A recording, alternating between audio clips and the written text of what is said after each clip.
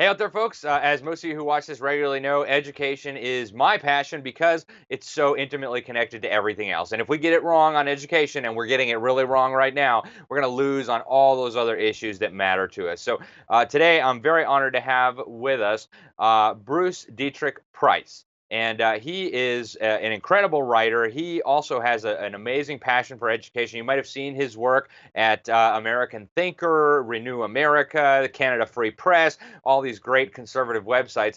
And I first came across him because we have a mutual affection for the late Dr. Sam Blumenfeld. Bruce, thank you so much for being with us. And tell us a little bit about, your experience with Sam's work and what it was that you appreciated about him, how you got into all this education stuff.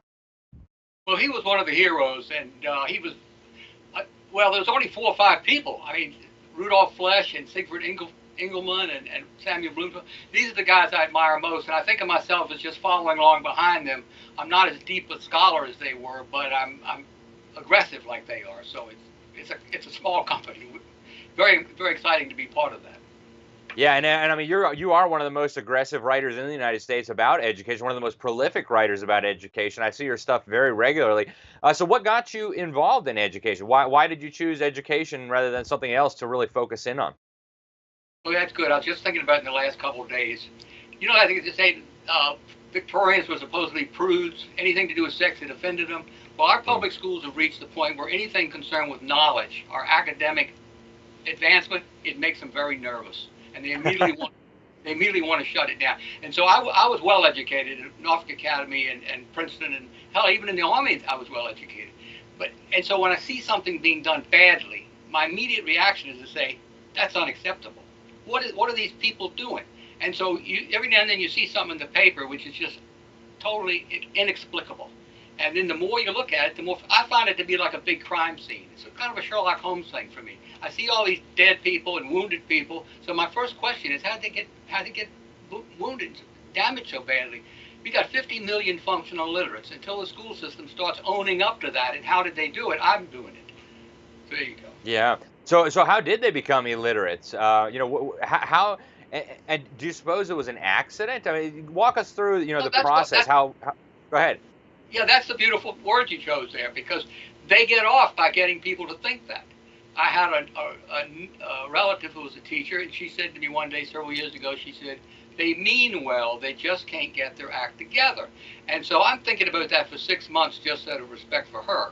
But finally one day I said, no, they've got their act together and they don't mean well at all. They're out there to trample everything here. They're like the people rioting in the cities, Everything they don't like, they want to destroy it. They throw a rock through the window. Well, all of these people in the education establishment are like that. Did I answer the whole question? I'm sorry. So tell us why do we have so many illiterates? What are the mechanics? What's the process that goes into really leaving these children disabled? I mean, functionally illiterates. How does that happen? I know you have a lot of insight into this. So yeah, well, in 1931 they threw out phonics and brought in sight words, and what made this such a pathetic thing to do, an evil thing to do, was they had this guy named Dr. Samuel Orton on a Rockefeller grant in 1926, 27, and he published his records and his results in a beautiful academic prose. But what it boiled down to was, not only does this method not work, in other words, hold word or sight words, it will cripple these kids for their lives. I mean, this is the most devastating results you could possibly, and they went right ahead anyway. 30, 31, 32, they started bumping phonics into the garbage and putting sight words. And originally they justified it by saying that the average child could memorize 500-600 sight words a year. Well, that turned out to be totally impractical. But now they were in place, and they just kept coming up with weird theories to explain it. It's hard to explain how good they are. They just pile garbage on top of garbage, and you can't let a kid play near that without getting dirty. But I mean, they have the 3 cueing system, and they got the picture read, and they got the initial consonants. This is all stuff to protect a way that does not work. And it's So really, Bruce, walk us through the basics. So, say somebody out there listening has no idea what is a sight word, what is phonics. Walk us through the difference between the methods and why you think one works better than the other. And I happen to agree with you, by the way, but I think there's a lot of people out there, they hear phonics and they hear sight words, they don't even know what we're talking about. So walk us through the difference, if you would. well, I've got a great little video on YouTube called Reading is Easy. And it has quotes from our man Samuel Blumenfeld and 6 other people. And I think it was Flesch that said, a letter stands for a sound. That's it. That's phonics. The word phonics is just Greek for sounds. And as soon as you go away from that notion of sound, you look at something, you see it immediately. You got P, it's always P. Every P word is that sound. And that's the genius of phonics.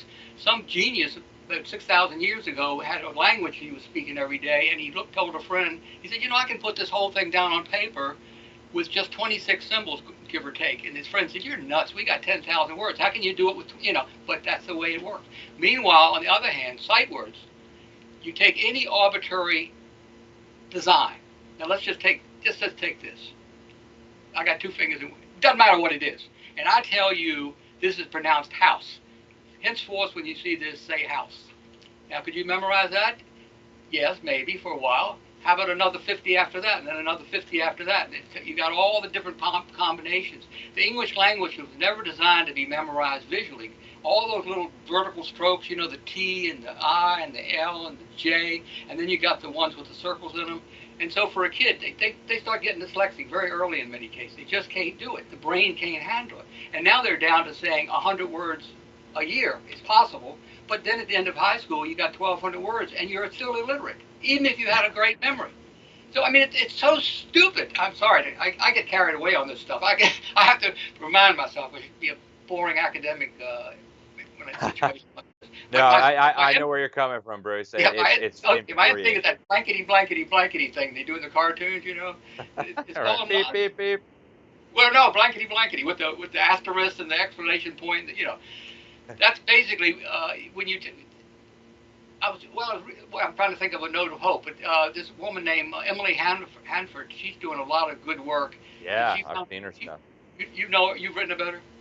Yeah, I've written a couple articles about her. She's able to get her stuff into the New York Times and NPR. I guess she does it by being a liberal, because they'll publish a liberal saying things that they wouldn't publish a conservative saying. But it's great to see that out there. And she's a woman, and she's very soft and nice. And in these long articles, whereas I'm more of a little bit of a banger, she writes 10,000 words. I can hardly get through it. But I wrote an article just a few weeks ago saying, if you're a teacher and you're confused and you want to be treated gently, find an article by Emily Hanford. But if you want to get right to it in 800 words, then I can help you. Right. There you go, Bruce. Isn't that the truth? And, building on what you just said, I've got a book behind me by Dr. Sam Blumenfeld. It's right up there. It's called The New Illiterates. And one of the things he included in the appendix was an essay by the schoolmasters in the city of Boston responding to the whole word method when it was originally introduced under the leadership of Horace Mann. And so even back in the early 1840s, we knew that this was a total disaster. And so, when we knew that well over 150 years ago, and they're still doing it today under Common Core, forcing children to memorize sight words, it really makes you wonder about what's really going on here. But Bruce, let's talk a little bit about Common Core. And, I know phonics and the literacy crisis is not the only problem. Tell us a little bit more about some of the other major problems that you see with the way children are being educated in public schools today. Well, Charlotte Iserby, is that how you say it, Iserby or Iserby? Charlotte Iserby, yep. Mm-hmm. Iserby. She has the title for a book, The Deliberate Dumbing Down of America. About 10 years ago, my own conclusions went exactly merging with hers. And when you ask me about individual things, it's a little misleading because it's everything. Every single thing, from K to 12, from one subject to the other, they have got some fake method that they have invented and concocted, and then they get rid of the traditional common sense way, and they come up with constructivism and sight words and reform math and new math, and each of these things is a boondoggle. It doesn't work. I say they're not designed to work. So when I explain these things, it's not a dead end. It's meant to be to give people confidence when they see in the paper that something isn't working. It's not by bad luck. It wasn't designed to work. See, and I don't expect people to agree with me right away, but I want them to think about it. The deliberate dumbing down of America. She's a very smart woman. Yeah, she is. She's actually become a good friend of mine. She used to work in the Department of Education under Ronald Reagan. She was the senior advisor on education policy in the Reagan administration until she realized what was going on and started leaking the documents, the human events and others. And her book is just astounding. Sam and I actually dedicated Crimes of the Educators to Charlotte Iserby and John Taylor Gatto. And one of the reasons why is because Charlotte gave the proof. A lot of people suspected that this was deliberate, that this was going on, but there wasn't documents showing that this was a deliberate strategy. And Charlotte, in my view, is just a hero. And so, Bruce, obviously, we have a lot of problems, and I think you really would have to have your head in the sand at this point to look at the public school system and say, "Oh, everything's going great." So, beyond the problems, what are some of the solutions? What would you say? Can the public schools be reformed? If so, how do we reform them? Where do you start? What are your views on what we do about this obviously enormous crisis? You have to be careful to not answer that question with the answer ended up being long in the question, but the real short version is, first of all, recognize that it is deliberate. The only communication I've had with Charlotte is I sent her an email and I said, is this your phrase, the deliberate dumbing down of America? And she said, the deliberate dumbing down was already there, probably 30, 40 years ago, but the deliberate was the word she added. And that's the thing everybody needs to think about. What we're facing is something that very smart people are doing. These are PhDs. These are professors up at Harvard. The ordinary teacher, I never talk about them. They're just troops in the trenches. You can't blame anything on the teachers. I'm very careful. The word educator, unfortunately, is ambiguous, and I get in trouble every now and then. Probably Samuel Blumenfeld the same thing. All those teachers in kindergarten are saying, "Oh, he's talking about what he called the crimes of the educators," right? I guarantee you that all the school teachers think, "Oh, that's them. Oh, you can't say that about me. I'm not going to look at your book." So, forcing these people to realize when you talk about it used to be used as the elite, like John Dewey. Okay, so anyway, you recognize it's deliberate, and then you start. I wrote something where I said, think of them as viruses on your computer. Each of these things has been put there by some malevolent person in order to hurt you. But a techie can come along and just take them out with, what do you call them, cyber tweezers, I guess. Take them out like this and throw them in the trash. And then the computer will work just like it always did. See, one of the things I realized that what they replace, I call traditional education but it's really common sense education. Around the world, at every school there's ever been, teachers stand up and teach to the kids. They've got that completely stopped. Constructivism is this beautiful sophistry, even worse than anything, where using a little drip and drab from Piaget, they said a child only really knows something if he's figured it out for himself. Well, it took me a year to keep. Where does this go? Why are they doing this? Well, it comes out that they wanted to discredit anything that you would teach me. That doesn't count.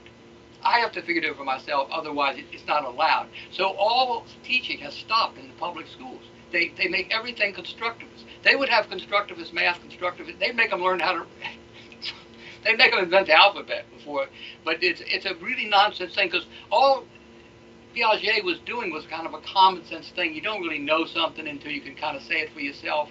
But that means when you say 2 + 2 is 4, that's not new knowledge for the world. That's just new knowledge for you.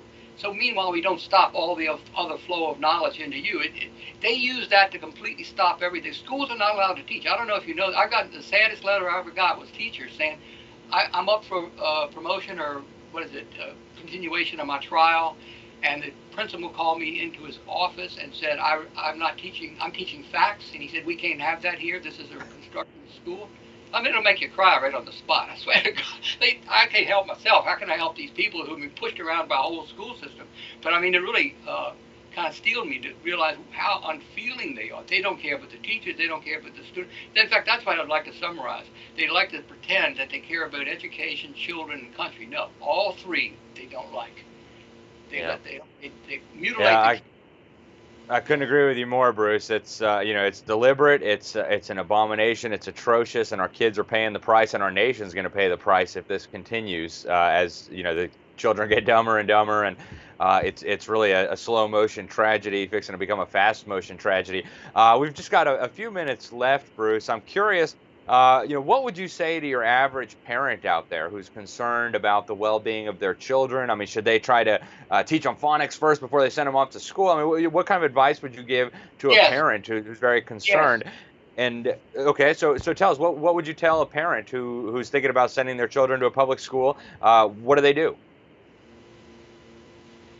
The first part, I get a lot of comments on American Thinker from parents who are telling me their stories, and invariably a lot of them say, my children learned to read when they were 3 or 4, and I didn't even know it was possible. So I'm amazed that the human brain can do this, but this woman in England, Mona McNee, she pointed out that learning to talk is a much more intellectually challenging thing than learning to read, and babies do it automatically, you know.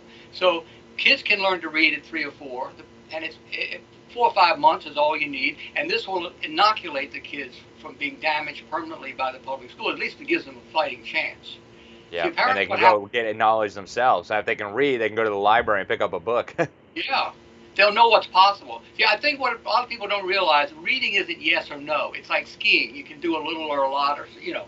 And a lot of children, boys especially, will say, "I hate reading. I don't like books." What they're telling you is they can't actually read, not fluently the way you and I read, where a half hour goes by like it's nothing. These kids are struggling from one sight word they remember here and another one, and then they have to guess. They're told to guess at everything. Yeah, it's such a tragedy, Bruce. So we've got a couple of minutes left now. Where can people learn more about you, about your work? Give us some websites where people can track you down, and any final thoughts on education, phonics, public schools, anything you want to talk about. Well, my book is called Saving K-12. What happened to our public schools? How do we fix them? Now, this book is not a great work of scholarship, but in 180 pages, it is the best short condensation of what happened. A lot of these people who write about education will go, nobody's going to finish the darn thing. I like people to get to the end of my articles. I mean, that's my only compliment I want. So anyway, Saving K-12 is on Amazon, of course, and all the places, and it's a very good. It's eight articles in each of the different things: math, reading, constructivism, and so on. And so that's where you learn how to defend your children. You learn how the professors are actually doing it. And then you can guard your kids. Now, when it's really a bad public school, well, I had a guy write me. He took my articles down to the school, and he went to war with the local people, and he made the school give his kids phonics under an IEP, individual education plan. Now, it's in the law, and I don't want to claim to be an expert, but you are entitled to a lot more than you might realize, you as a parent. You can make the school bend, but this guy had to go down there and be abused. But he's much tougher than the average guy and much smarter. And I didn't want to pretend that the average parent could put up with. This guy would go down there and they'd say, "Sir, the trouble with you is you don't know anything about education." And he would say, "The trouble with you is you don't know anything about education." So it was a wonderful meeting of the minds, And anyway, I'm very flattered that this guy used my stuff, but I couldn't pretend that, most people would be, I think, intimidated by the school system. Yeah. Well, hey, Bruce, I just want to thank you once again for coming on with us, for sharing your insights. Folks, you heard it. His book is Saving K through 12. You can find that online. Those of you who watch this regularly know that, I tell parents, if you can, you must get your children out of public schools. But hey, we don't want to forget about the kids that are in there, right? I mean, it's something like 85% of America's children are stuck in the public schools right now. So, folks, we have got to take this seriously. If they destroy another generation of children, if they handicap another generation of the children, it will be very difficult for this free republic to survive. So, Bruce, thanks again for being with us. Folks, thanks for watching. Make sure you like, share, subscribe. Send this to your friends who have children. Thanks again, and God bless you all.